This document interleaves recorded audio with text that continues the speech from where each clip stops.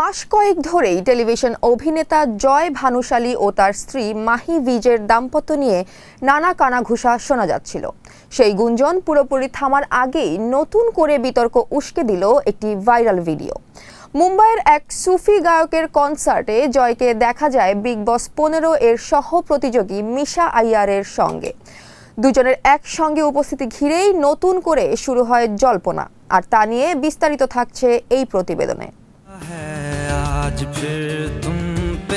Viral হওয়া ভিডিওতে দেখা যায় জমকালো পোশাকে কনসার্ট উপভোগ করছেন জয় ও মিশা। জয়ের পরনে ছিল কালো রঙের শেরওয়ানি, মিশা ছিলেন সাদা সালোয়ার কামিজে। দুজনকেই বেশ খোশ মেজাজে দেখা যায়। সেই মুহূর্তের ভিডিও সোশ্যাল মিডিয়ায় ছড়িয়ে পড়তেই নেট পাড়ায় প্রশ্ন ওঠে, জয়ের পাশে এই রহস্যময়ী কে?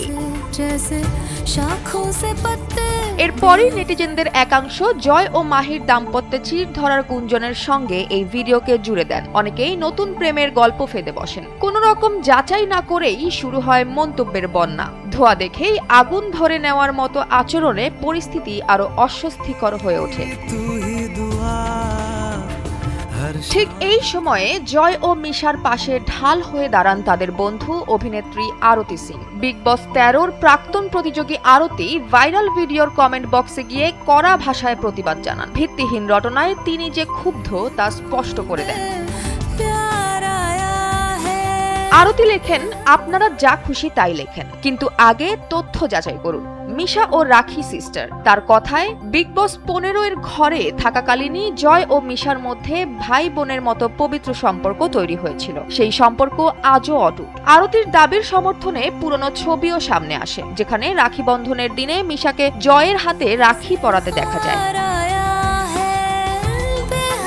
অন্যদিকে জয়ের স্ত্রী মাহি ভিজও আগেই ডিভোর্সের গুঞ্জন উড়িয়ে দিয়েছিলেন। এক ভিডিও বার্তায় তিনি স্পষ্ট জানান, এসব খবর সম্পূর্ণ মিথ্যা। এমনকি ভুয়ো প্রচারের বিরুদ্ধে আইনি পদক্ষেপ নেওয়ার হুঁশিয়ারিও দেন তিনি। মাহি বলেন, আমি নাকি ডিভোর্স পেপারে সই করেছি। কেউ যদি সেই কাগজ দেখাতে পারেন দয়া করে দেখান।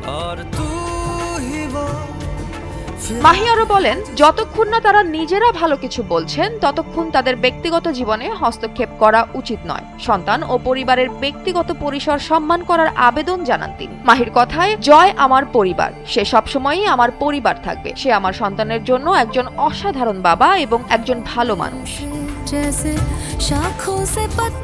বিনোদন ডেস্ক, NPB।